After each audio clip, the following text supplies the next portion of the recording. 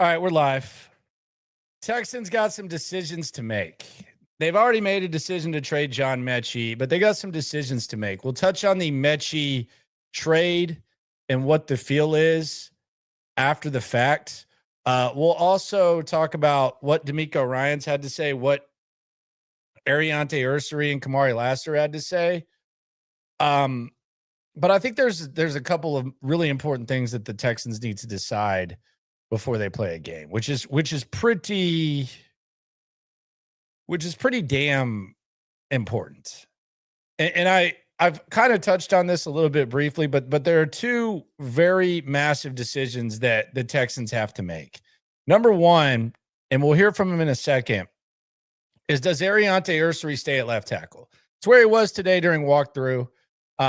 It's hard to tell because it's not a full practice, but Cam Robinson, it looked like it was across the field that maybe he was getting some second team reps. And there's a debate going around as to whether or not Ariante Ursary, as a rookie, is already your best left tackle. And you know he's your left tackle of the future. So I asked D'Amico about what would go into that decision, moving guys around too much. He just basically went football hardo, which is fine, and said, whenever you're called upon, you got to be ready to do whatever you got to do, which is true. But this isn't a situation where desperate times call for desperate measures. It appears that Cam Robinson's going to be ready to go once the season starts.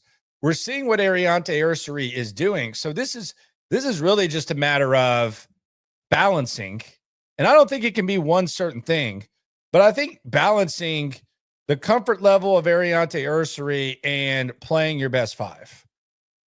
Because even if Ariante Ursary is your best left tackle, and in this situation, assuming he's not on the right side, that means that because you don't trust Blake Fisher, you're moving Titus Howard to right tackle, and you're probably taking a step back at guard. So there's a lot that's going to go into this decision. I think at this point, if Ariante Ursary is ready to be a left tackle, then I think that you just let Ariante Ursary stay there, and Cam Robinson can be the highest paid backup left tackle in the league. That money's already spent. I was talking about this on the sidelines today during practice, and I'll give the obs of practice. There are some interesting things that stuck out at practice. So it was considered kind of a walkthrough. Practice is at 9 a.m., so we have practice in about 10 hours, and I'll be out there again. I think it's probably going to intensify a little bit. But there are some observations. There are some things that stuck out. But I was talking about this with Cody Stutz and Sean Pendergast. And Pendergast used like some business term. It's already a lost profit or something. I don't know anything about this business stuff. But the money's already spent. Is really all there is to all that. So I don't know what they're going to sunk cost. K. Hogan, there you go. My goodness, you are the man. You must be a businessman, K. Hogan. Shout out to you swarming to the rescue. You ain't never hate. Swarm. Legend right there. Sunk cost. So I think that they got to make this decision, and I would lean towards starting the kid at left tackle. And let's see what it looks like. And if you have to move him back to the right, whatever. But let the kid play left tackle. And this is, I don't even know if he's a notch below Robinson at this point. The kid, I mean, he just let's just hear from the guy. Because I asked him about being comfortable at left tackle. He had the money quote. Maybe not the money quote of the day, because that might go to Kamari Lassiter. He went Shakira. Kamari Lassiter went Shakira at the podium. But let's hear from Ariante Ursary. And we talk about this new offensive line culture, courtesy of Cole Popovich. You can just see it. Between talking to Andrews, between talking to Laken Tomlinson, between talking to Titus Howard, now that Laramie Tunsil's no longer in the building, and all these other guys, you can just feel like this is what you want your offensive linemen to sound like. You don't want your offensive linemen to trying to be the coolest guys. You don't want them to be me first guys. Receivers can get away with that. You know, we talk about, and we hear a lot about how quarterbacks are supposed to act. And sometimes I think that is a little bit overblown. I do think you are a CEO, and you've heard CJ talk about how you got to conduct yourself as a leader of the football team, but sometimes that's a little bit overblown. And quite frankly, it's just a little bit dated with the way that how quarterbacks are supposed to act. But as far as offensive line, I want my offensive line to be the guys that just kind of the not necessarily the alphas, but just the most selfless, nasty mofos on the team. And I think that's kind of the culture that they're going after. And you can hear Ariante Ursary, and he kind of has that. Let's hear Ariante Ursary talking about what he has or hasn't done and the left side. Big things with offensive line, it's like camaraderie, the brotherhood that you guys build. What do you feel like as far as what you guys are building, the attitude, the personality? Yeah, I think having Cole Popovich is a great addition. This is mindset and what he brings every day to the O-line room as a coach and as a person, as a man. And we don't do nothing but just feed off of it. The energy that he brings, the detail that he brings, and having vets in the O-line room too helps too. Is there a certain comfort level being back on the left side? It's kind of more your natural position. That's your preference? This is the I question. mean, I'm comfortable at tackle, either tackle. So wherever they put me at, wherever they want me at, that's what I'm going to do and try to be my best at. Do you like what you've done since Robinson's been out on that side? I really ain't did anything. Listen to this young man. Listen to this young man. Like, seriously. Do and try to be my best at. Do you like what you've done since Robinson's been out on that side? I really ain't did anything, This guy. but we still got ways to go. You see yourself getting adjusted to That's unbelievable. Like, when you talk about the new culture, that right there, that's what it sounds like, man. You listen to Jake Andrews, you listen to that. That's what it sounds like. That's that pop culture. Pop, lock, and drop it. Pop, lock, and drop it. Say that, sorry, one more time. how have you seen yourself getting adjusted to playing in this offense? Oh yeah, man. Nick Caley, does a good job, with making sure that we as an offense are all on the same page, making sure that we have a hat on my hat. There's no missed assignments, and that we communicate and be physical up front. So having a guy like that that's just juiced up every day, has a ton of energy, it makes it easy for me. How do you use the Big Ten country for the joint practice and the Big Ten game? country. Matchups like that with the Lions, which have a good defense line, Aiden Hutchinson, players like that. How much does that feel like that would be beneficial? Super beneficial, going against a different team instead of our own guys who are super talented as well. But we get a chance to go down there and really just establish what we want to be this season. How do you use the defensive ends on your team as sort of a resource? You talk with them and review stuff individually with them. How do you use those guys as a resource to make you better? Yeah, every day I just try to pick their brains as much as I can because they have so much knowledge about the other side of the ball. I play offensive line, so those guys are just super detailed, love what they do, love their craft, and I love my craft too. So I just want to continue to keep getting better, and we talk about iron sharpening iron, so I got to be at my best every day with those guys. Any piece of advice that they've given you that sticks out at all? Just like small pointers, like my stance, my eyes, or my hands, or something like that. Like typically after practice, I ask them, and they'll give me small pointers on that. You say you haven't really done anything yet, but going through, camps and a couple games, do you feel it's an area where I'm getting better in this space? Yeah, I feel like we're getting better, but we ain't nowhere near close to where we want to be still. So we just got to keep working. Listen to this. When we Listen so to this far away guy. from the first game, and I think just having that mentality is healthy too because once you feel like you arrived, man, I feel like you good as dead. Like you really put yourself out of position. Are you starting to feel comfortable though? I mean, not that you have it all down, but is there a level of comfort you're starting to get? Oh yeah, for sure. Like a level of comfort like with the playbook and being with the guys on the team. Yeah, of course.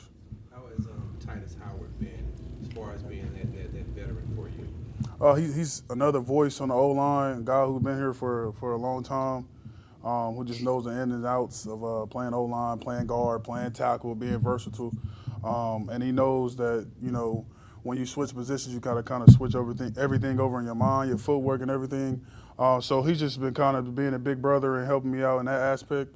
And I'm just soaking it all in. I couldn't ask for a better vet. That was easy. Hey, oh. He almost ran into the mic there, by the way. Pop, lock, and drop it. The Pop, lock, and drop it. the pop culture, you can see it with the offensive line. He's a natural left tackle. Like, he knows it. He said it before. He said it as last media availability. D'Amico's obviously going to say, when you're called upon, you do whatever. And I don't think they want to completely commit to one or the other because they might not know what they're going to do. I think it's very possible that they have no idea. I think there's a lot of things that they know. I think they probably know what the 53-man roster is right now. I know D'Amico said that they haven't thought about it. I would strongly question that. I would think that's another cap by cap, which you can lie with the purpose. I always say that. It's fine. But I think they know what the 53-man roster is. They know if Joe Mixon's going to play week 1. They know that. There's not like some sort of like miracle that they're trying to figure out. They know. And we'll get to that in a second. But I don't know that they know what they're going to do at the offensive line. And I don't want to call it an embarrassment of riches, but I mean, just think about what we're talking about. We're talking about you're either going to start Cam Robinson and you're going to start your second round rookie on the right side with some stuff that we've seen that shows that he's likely your future left tackle with your left tackle of the future, or you're going to start that guy on the left immediately, the young man. You're going to have one of the highest paid backup left tackles in the league, and then you're going to put Titus Howard at right tackle. He looks completely different now, by the way. Sounds different too. Pop, lock, and drop it. Pop, lock, and drop it. But and then you're going to figure out what you got to do on the inside. I do think it's going to get a little bit more difficult for them. I know that we've watched the preseason and it's easy to like what you've seen. It's probably going to be a little bit different when it's not base defenses, but I think just the overall mindset and the way that these offensive linemen speak and what you see from Ursery, there's something there, and you might have hit on an offensive lineman, which you very much needed to do. Let's go to the observations before we get to the other decision that needs to be made. The observations from today, and there are a few, and the offensive line will come up. Now, this was a walkthrough, so this was not full speed drills. A lot of guys were wearing ball caps and whatnot. So don't listen to this and think, okay, well, these guys are full go.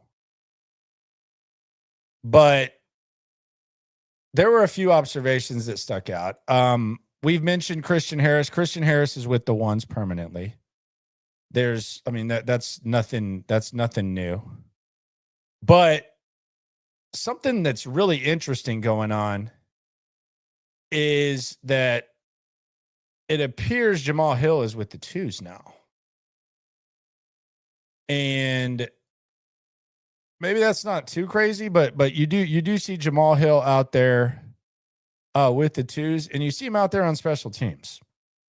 So we talk about like the special teams aces, and I think we automatically assume it's going to be Hansen, and then you talk about some of the other guys. Jamal Hill's getting some quality work with the twos, which he has for a while, but it's pretty set in stone now that Jamal Hill is out there. So that's just kind of an interesting observation. Dameon Pierce is out there. He's moving around well. I just really don't know what the thought is with Dameon Pierce. Like, do they like him enough to where they just trust him to show up? Let's see what he can do in the regular season, and that's the end of it. Or do they need to see something from him this week? I heard someone say that Les Snead did like Dameon Pierce and perhaps would have traded for him last year, the Rams GM. This is just like, backdoor conversations, not non-credible ones, pretty credible. But they liked him enough to where if he would have been out there, they would have kicked the tires on him, like an emergency situation. And Nick Caley comes from the Rams, so maybe, and he said that he liked him, so maybe Nick Caley likes him a lot. The other thing that I like about Caley's background, and Casario's for that matter, not really D'Amico's, although the 49ers did do it before they traded for McCaffrey. But I've always liked and respected how New England in their heyday and Sean McVay during his time, post Todd Gurley, although it seems like they got a pretty good one now, they've been able to like take running backs and maximize what they are. And like they've done a good job with committees, and you see them kind of make do with what they got in multiple ways. And that might be what the Texans have to do with the Mixon situation. Other practice obs, Miles Bryant is officially a safety. I don't know if this is just a temp thing. I don't know if they saw enough of him from the inside, on the inside behind Petrie, but he's officially a safety. At least it's been an extended period of time now where Miles Bryant is working out with the safety. So you have two guys in the Petrie line. It's Petrie and it's Arthur Mollett. And I don't know if that means that Mollett has like the fast track towards making the squad, or if they've seen enough from Miles Bryant to where he can do that. And now they're just trying to get him some reps at safety. But it does, you can kind of see that Mollett's the only guy that's with Petrie and Bryant is safety. So Bryant's the only guy who's been in every line on the team, but right now he's a safety. As I said, Cam Robinson, he was walking around, going through some things, but again, it wasn't an intense practice. You had the same O-line per usual with Titus Howard out there. Titus Howard was out there at right tackle.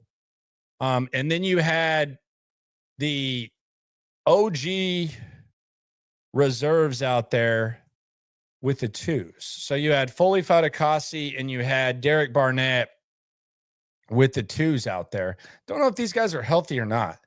We haven't seen them move around a lot, but they are kind of at least going through the mental reps and the moderate physical activity that goes with the walkthroughs. So the D-line's going to have to get younger next year.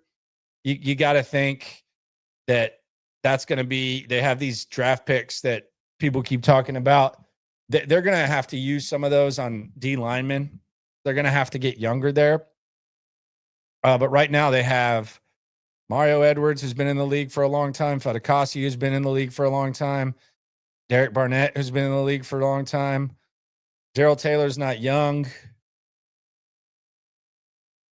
Tim Settle's really not that young. They got to get younger on the D-line next year. Can't do it all in one offseason.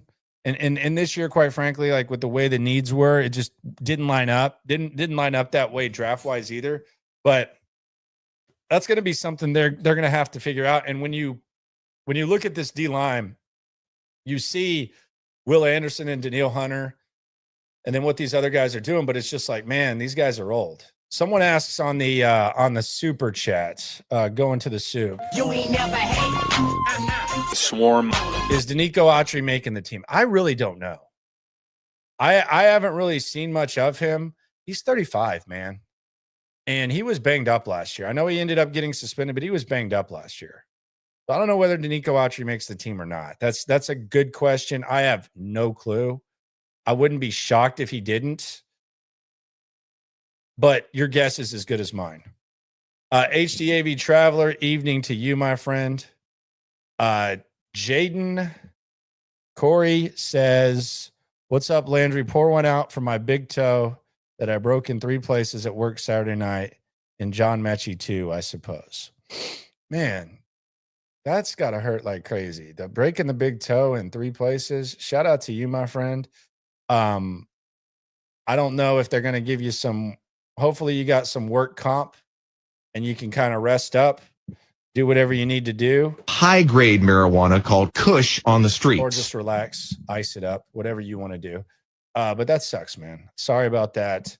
And yeah, we can pour one out for John Metchie, which, speaking of, sometimes whenever something happens and you react to it in the moment, you kind of sleep on it. And then your thoughts may change, or you may just like come up with more thoughts.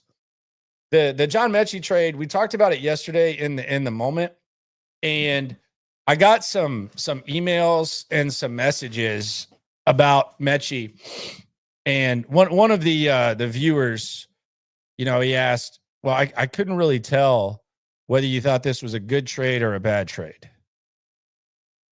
And it's just a blah trade. You know, I think this trade's when you make a trade like this, I think it's kind of interesting because I think John Metchie can be an NFL receiver. Like I think John Metchie can be an NFL receiver. There's no doubt about it. And if he finds the right situation, there's opportunity like crazy. And when you're on the Eagles, a Super Bowl contender, the defending Super Bowl champs, like if you just make like 2 catches for 40 yards in a big game, all of a sudden it's like a massive deal. Like the entire nation is talking about it. So I think there's a chance John Metchie goes on and has a decent NFL career, or at least hangs around, you know. But he wasn't going to do that here. It just was not going to happen here.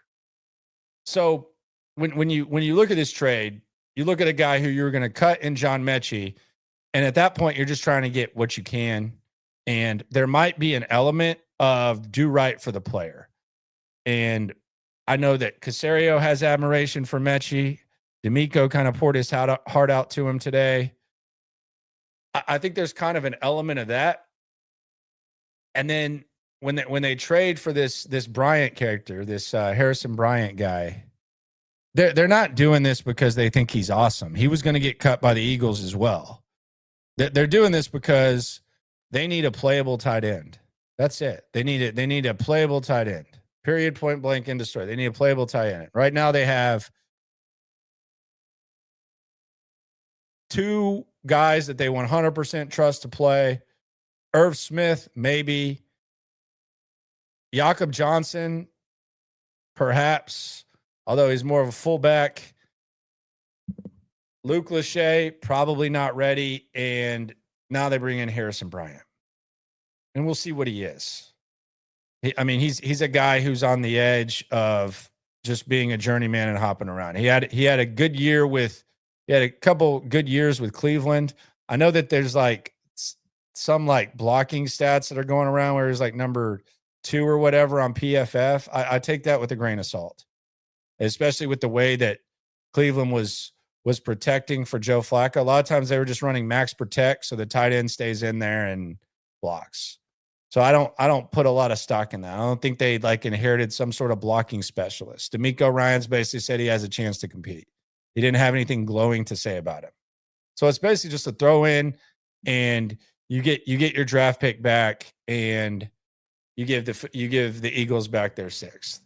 So like I don't look at this trade as anything other than getting something for something that you were going to get rid of for nothing. Nothing more, nothing less. And I think the long-term evaluation, the comparison, I think if you're going to look at it that way, there's probably a chance that John Metchie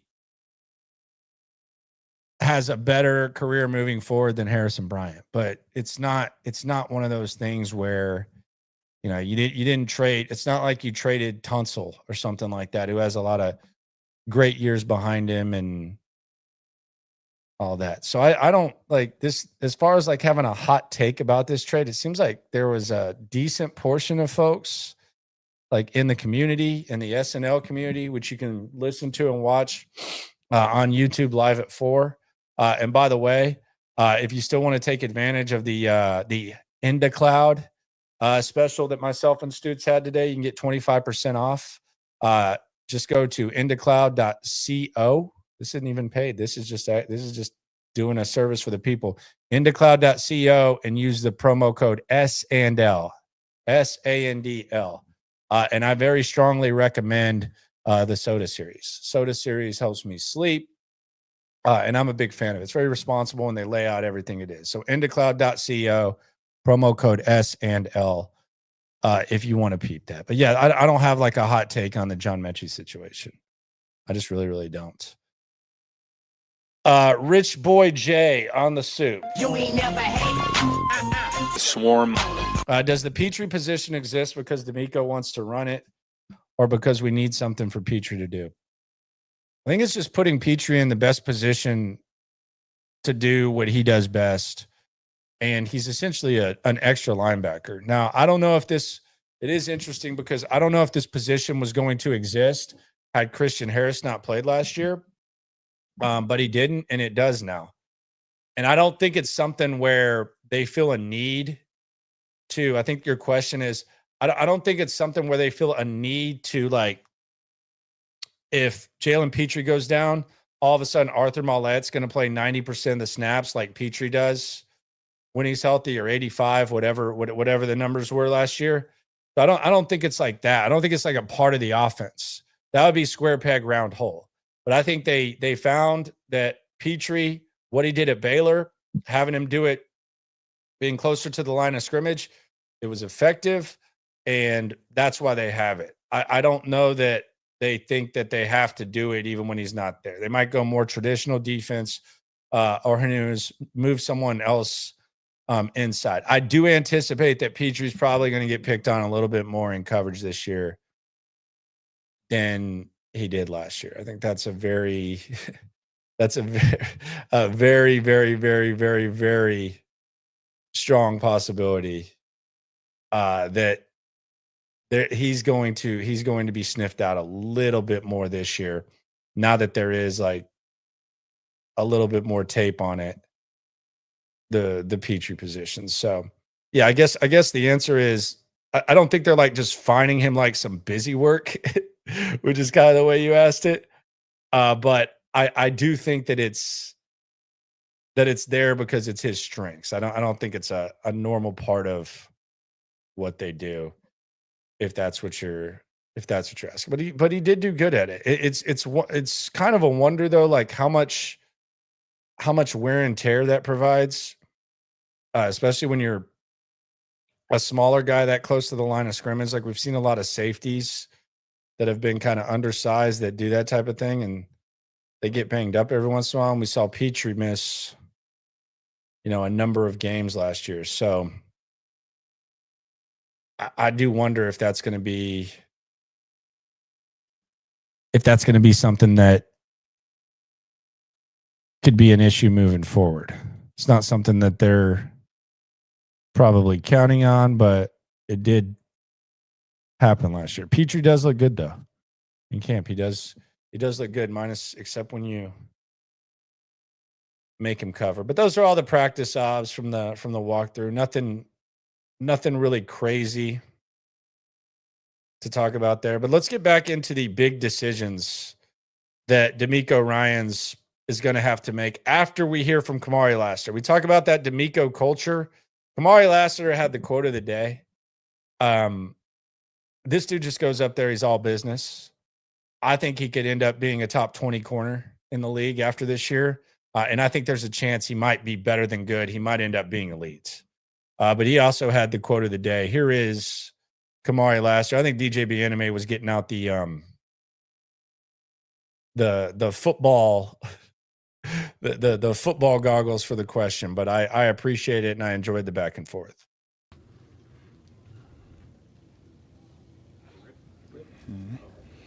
Mark, can you just talk about what you've seen so far from Jalen Smith? And when he got that interception on Saturday, you, Kalen, and Derek all went to him to celebrate when he got to the bench. How was that? Just being that support system for him. That was amazing. I mean, he made an amazing play on the ball, and he got upfield. And, I mean, just knowing how that feels, you get your first pick in front of everybody and then you at home, it just means a lot. So, I mean, just seeing him make that play and just knowing the work that he put in on the practice field and before all this, and just to get drafted and, like, to be here and then for it all just to come to fruition, like, that's a good feeling. Having played against competition now, how do you feel like where you all, in particular the secondary, are at right now? We got a long way to go, but the good thing is that we got tomorrow to go practice, and then we have the next day. Like, let it be the Lord's will. So I mean, just kind of attacking every day with the same mindset of just getting better and just not getting complacent. That's how we'll get to where we need to be. Just wait for his breakdown of Nico Collins too. I mean, this dude's becoming like a student of the game too. How are you able to make your technique? Because a lot of guys can do a lot of good DB drills and whatnot, but it looks like you're able to transfer what you practice onto the field, onto game, things of that nature. How are you able to translate what you work on throughout the offseason into training camp, into preseason game, into regular season? That's a good question. I feel like really just trying to kind of put yourself in super tough situations. So I mean, football is something you can practice, but you can't really like practice game situations. Like you really can't practice that. You can't really simulate that. So just putting yourself in like super tough situations, like whenever you're training, like doing things that like you would normally do, but making it just 2 times tougher that way. So whenever you get to the real rep or a real one-on-one and you're in a real game, it's already like muscle memory. That way you don't have to think, because the more you think or the less you think on the field, the better it is, because you can move faster. So just kind of during the offseason, like just really attacking things, really for 2,000%, and just going and put myself in super tough, uncomfortable situations. More from a style standpoint of the defense, how would you characterize the style of the Texans defense? We like to attack. We like to be aggressive. We like to play fast and physical. I think the phrase you used earlier this offseason about year 1 to year 2 is you understand the game a little bit better. Where specifically have you seen that help you the most? Is it pre-snap? Is it reading things? Is it schematically? Where have you seen that help you? I would say pre and post snap, just kind of understanding like formations, like just seeing splits of the receivers, kind of seeing the way the linemen are set up, like just little things that can just kind of just give you a little answer to the test before the play starts. I mean, just because if you can just gather information before the play starts, that way whenever the play actually starts, it's so much Dude's becoming a less student. that you have to worry about. You can move freely, like you can just react instead of thinking about, oh, well, do I have to be out here? Or like just being able to just react, that makes you play faster. To piggyback off of what DJ just asked you, and you talking about how you go 200,000% when you're doing in your off-season drills. When you get into training camp, how much of that helps you when you're going up against a wide receiver like a Nico Collins or like a Higgins or a Hutchinson? I mean, it helps immensely because, I mean, you really can't, like you could practice going up against the best, but you don't really do it until you go up against the best. So, I mean, just putting yourself in a situation where it's like, oh, well, he might go this way and get vertical. Like, you have to practice that. You can't just go out there on the field and just think that you're going to guard Nico Collins. You got to go put in the work to be able to go do that. So it's just like putting in hours, and just putting a little bit of sweat in the bucket every day. It pays off a lot, like a lot. What makes him in particular? There you go. This is a good breakdown of Nico. guard? This is a badass What makes him breakdown. special, Badass or breakdown. effective? Nico doesn't beat himself. You, like, if you want to win a rep against Nico Collins, you have to win the rep. He's not going to beat himself. He's going to attack you the right way. He's going to get in his route. He's going to get out the top the way he's supposed to. Is Nico Collins is like someone who is like a technician. Like when you think of technician, he does what he's supposed to do at the right time, and that's why he's always making plays, because he's not going to beat himself. One of the techniques that I've noticed you kind of use when There you go, DJ. is outside, you kind of get attached to the hip and you're kind of staring at that hip. There you trying go. to This is bounce, the money quote right here. getting ready to break, but also trying to still stay. Quote of the day. Not stay on vertical, but still stay on top to make sure if they go vertical, you're able to transition and keep rolling with that. It's really a feel. You just kind of, it's a lot that goes into it. I mean, down and distance, type of receiver you're going against, the indicators that they're giving you. It's a lot of things that you kind of have to think about, but you can't really think about. But it's just like, just kind of understanding the game. So, I mean, the hips don't lie, but receivers do. So, I mean, you can't really trust them. I don't trust a receiver at all. But, yeah, it's just kind of like using your instincts and your intuition along with reacting. What were some of the things that About this culture now. quarterbacks coach Dino Basso wanted you to work on in the offseason?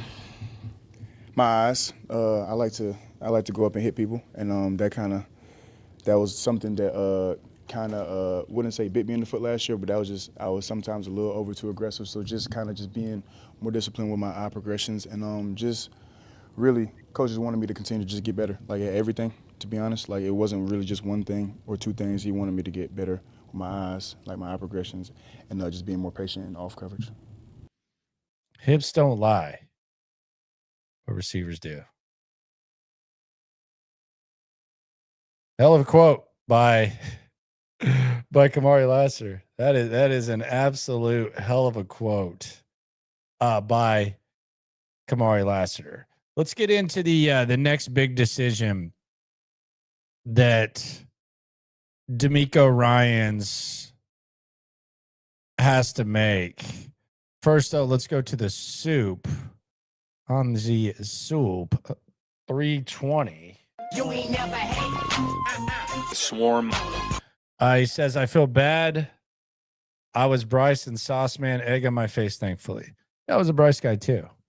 But yeah, it's not the ideal situation. And unfortunately for the Texans, they got it appears they got the right guy, especially for what they got going. But yeah, Sauce is still a good player. Like, I know Sting's doing his thing, but Sauce is still a really, really good player. I know it's kind of like not the most popular thing to say around here, but Sauce is still pretty good, pretty damn good.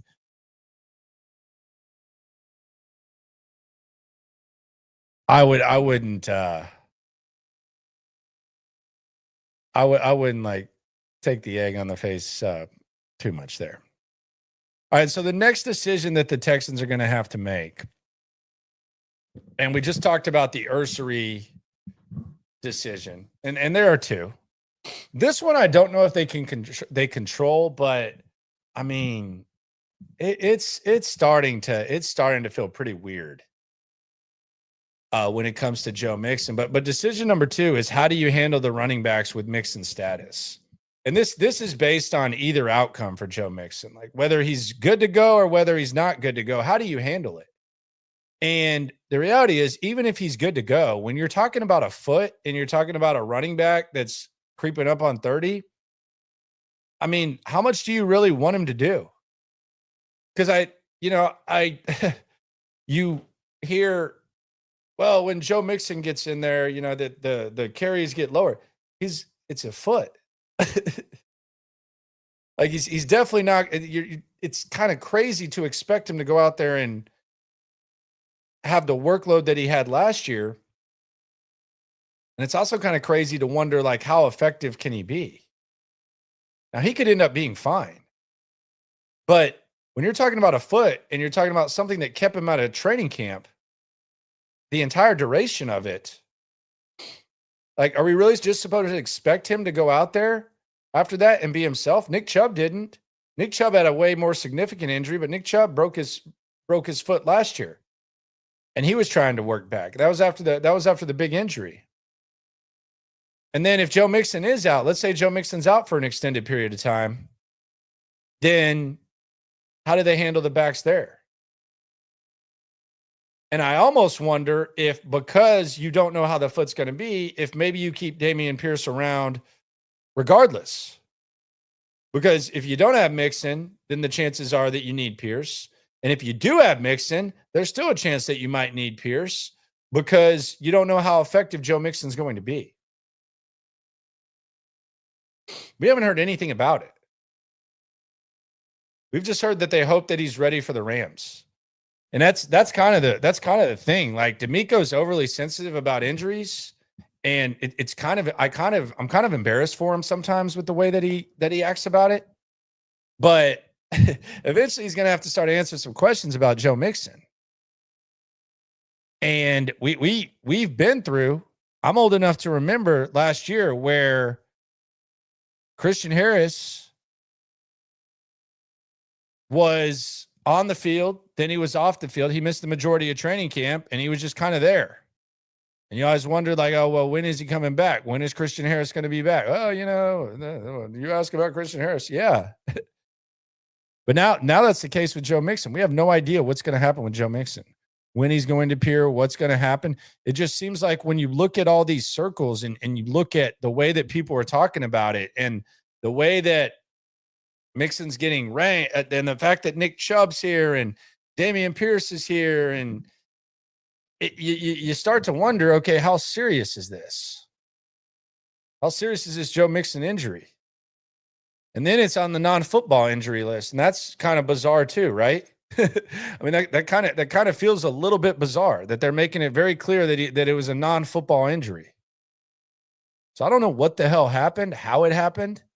I look forward to potentially getting some of those answers. I would imagine that there's going to be a hard ass, like, we're not going to say type of thing. And maybe that even happens when Mixon talks about it. But just wonder what the hell's going on here. I mean, you saw him finish the season, and all of a sudden he's in a boot and he's on a non-football injury list, and you're bringing in Nick Chubb and Dameon Pierce is on standby. So how are they going to handle it? And really, what's the result going to be? But either way, it's going to be interesting to see how they handle the backs, and that's a decision they're going to have to figure out. Are they going to go? They're obviously going to go committee, but you might not even want to. Like at this point, they might not want to risk Dameon Pierce because they know that they're going to need him no matter what. Who knows? But it's a tough situation. I know the running backs have looked good in preseason, but it's a tough situation to be in when you have the ghost of Nick Chubb, you have Woody Marks, you have Dare Gumbawale, and then you have Dameon Pierce, who hasn't been able to stay on the field, and you don't know what's up with Joe Mixon. And I keep pointing to like these fantasy rankings that have him like in the 20s. Then there's rumors that that Washington might be trading Brian Robinson, and then like everyone's mentioning the Texans. It's like, okay, what do people know? And there's probably a chance that, you know, some of these big time national guys, they probably know what the deal is. And they'll lie to you for the agent. They'll do whatever they want. They'll get on their knees for agents. The national reporters, they'll do whatever. I mean, some of them probably know. But when you have the guy ranked in the 20s in the running backs, I know it's just a fantasy ranking, but that just seems a little bit crazy to me.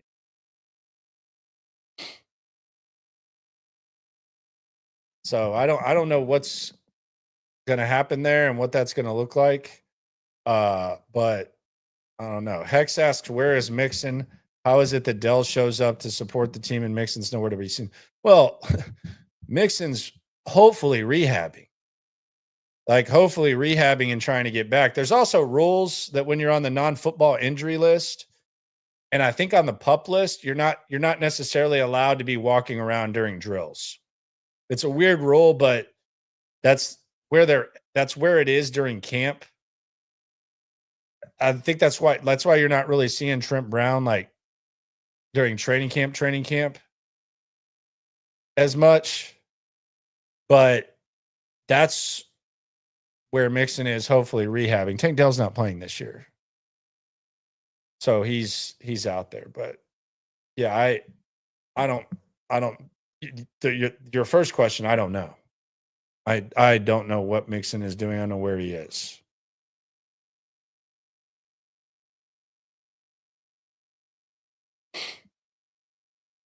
Sideline Sarah says, and she's always got her ear to the stuff. She said, Mike Florio said today that Joe Mixon could be out for 6 weeks right next to Chris Sims. Chris and Casario are friends. Well, there's some rule, and we can ask Texans Cap about this and Stutz, but I think there's a rule where if you start on PUP and you're on the non-football injury list, I think it might be longer. So it could actually be longer than 6 weeks. But if he's out 6 weeks, then yeah, you keep Nick Chubb around, you keep Dameon Pierce, you try to put together the ideal committee. I don't know if the Texans would be in on the Brian Robinson thing or not. But yeah, I mean, the 6 weeks makes sense. I mean, he's not here, he's not practicing. He's 28, 29, and he's got a hurt foot. I mean, that's the other thing. Like, he's got a hurt foot. I think this is kind of the final year of his deal too, right? So, I mean, how anxious is he going to be to get back? What did they give Joe Mixon? They gave him a little bit of an extension. Did they give him 2 years?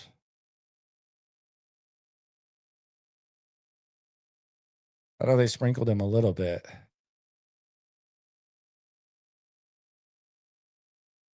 So Mixon they have a potential out after this year. They can get it'll be like $2 million dead cap. So yeah, they could get out of it pretty well if they wanted to, 2026. But so yeah, he's probably looking for a new deal. So who knows? We'll get it. We'll get a decent idea, I would say, I mean, does the 53 come out? Like, is there anything on the 53-man roster where you say, oh, damn, Joe Mixon must be good to go? Like, maybe if they only keep a few. But, I mean, the guy has a hurt foot. Like, we got to open our eyes here on this Mixon thing. Like, we got to open our eyes. The guy's in a boot or was in a boot. The guy hasn't practiced. The guy plays one of the most physically demanding positions where you need the boot. And then you need the foot. And he's just going to come back and be what he was. Oh, by the way, it's a new system, too, that he's never really ran. He's never gotten reps in it. Other than that, yeah, let's see what happens. Pretty wild. It's pretty wild. But yeah, I think they can get some sort of relief. I know they guaranteed a little bit of the bread. I haven't really looked at the contract yet.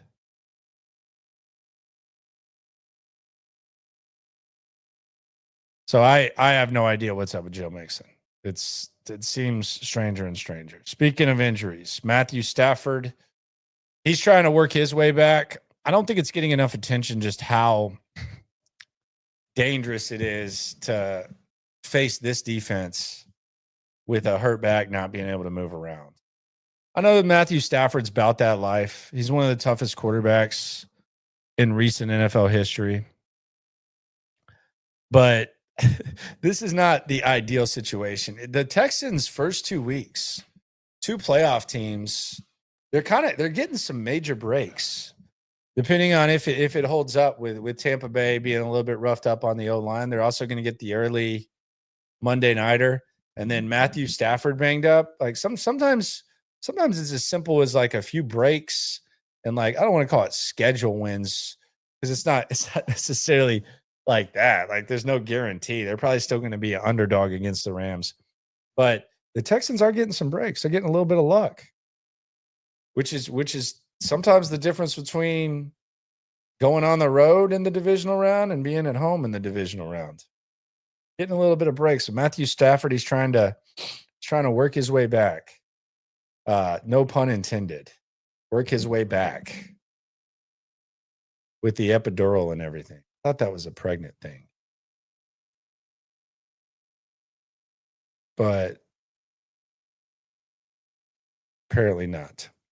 Are there any other decisions D'Amico needs to make? We talked about the left tackle situation. We talked about the Joe Mixon running back situation. Are there any other issues that D'Amico needs to make? The receivers are set.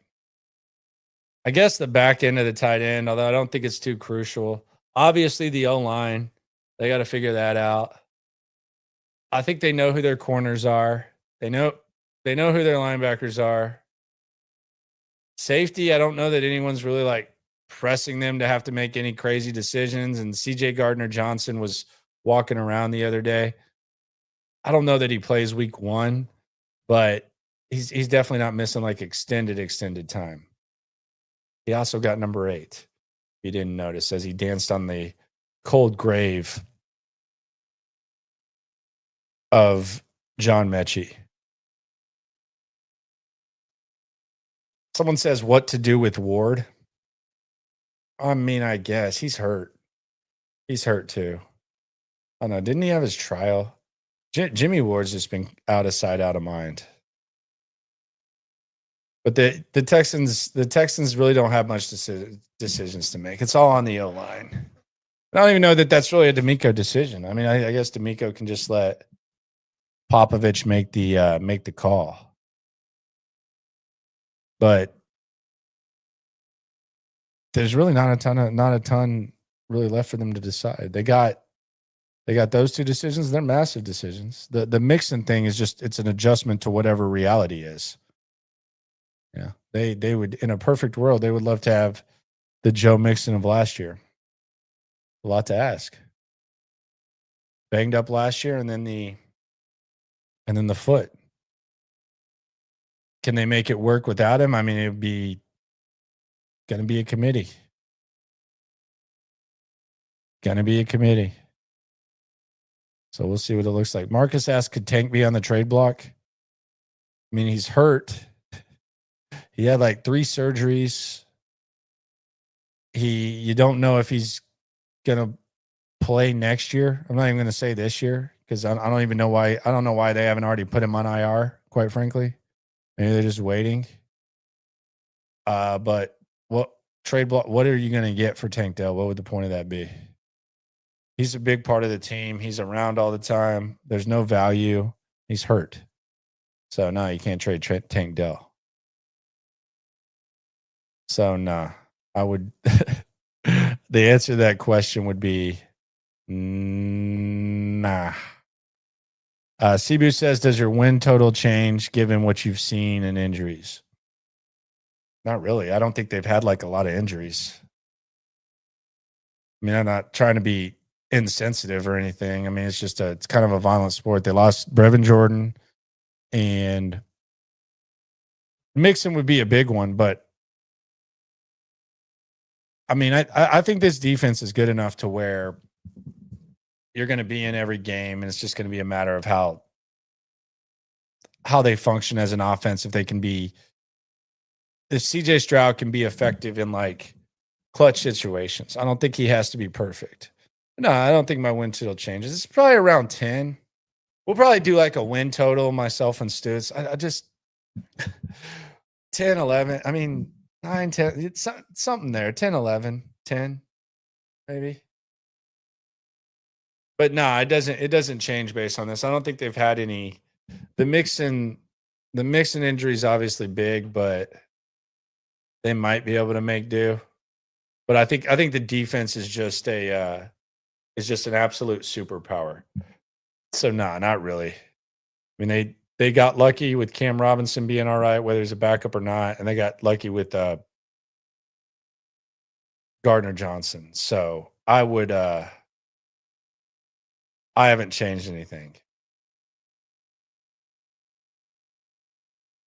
Young running back needed. Too late for that.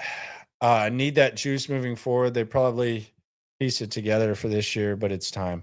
Yeah, I mean, Woody Marks is a good player. I think Woody Marks can be a effective part of a committee, and I think he can be a very effective third down back.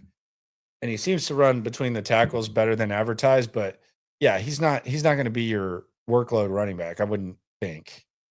So yeah, I would say next year you're looking at D-line.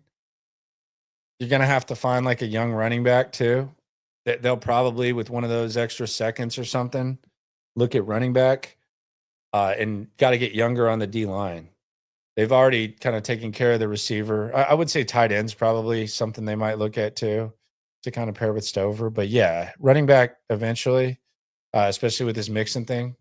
We'll see what that looks like. And the reality is, even if he plays, like, I mean, it's like the term tread on tires is a term for a reason, because it's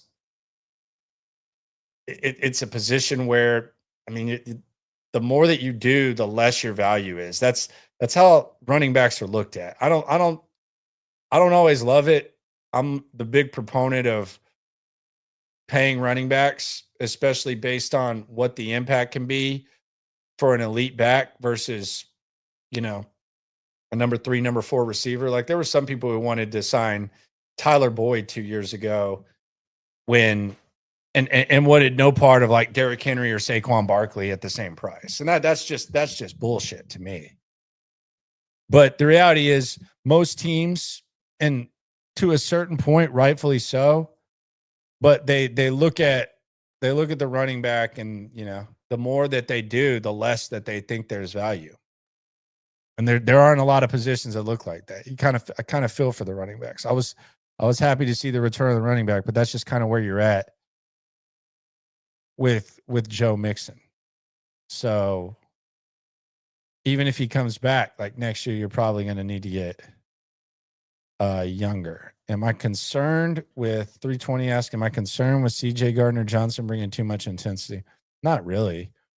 I mean, I do wonder like how he would handle adversity, like if stuff gets bad, like say if they go on a losing streak or whatever. But I think the locker room culture is strong enough to where they could handle it. I don't think he's like some sort of nutcase. I mean, he's definitely he's definitely a wired up individual. But I don't look at CJ Gardner-Johnson as like some sort of nutcase that is gonna like blow up in the locker room, like Deontay Johnson last year. That was one of the most pathetic things we ever witnessed. Me and Stutes talked about it on Reaction Monday after it happened, but that was pathetic. That was as pathetic of a display as I've seen. I've been covering professional sports for damn near 20 years now, and I've never seen something as pathetic as what Deontay Johnson put out there after the Ravens game.